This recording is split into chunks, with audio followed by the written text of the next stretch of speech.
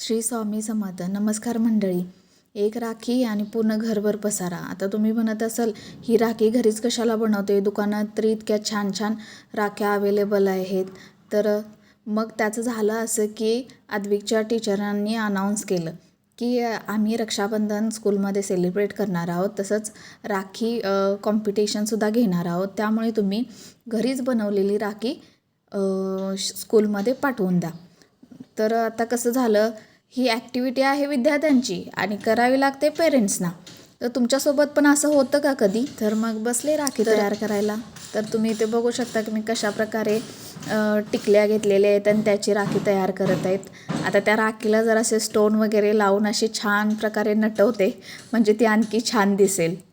तर तुमच्याही मुलांच्या स्कूलमध्ये राखी मेकिंग कॉम्पिटिशन असेल तर तुम्ही अशा पद्धतीने राखी घरीच बनवून पाठवू शकता. आद्विकच्या स्कूलमध्ये दरवर्षी हा रक्षाबंधनचा सण सेलिब्रेट केला जातो. तसेच राखी मेकिंग कॉम्पिटिशनसुद्धा असते. सो मी त्याला अशी घरीच बनवलेली राखी देत असते.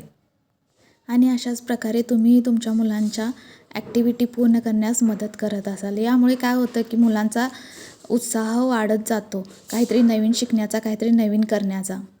तर मंडळी, तुम्हालाही होममेड राखी आवडली का? तर नक्की कमेंट करून सांगा.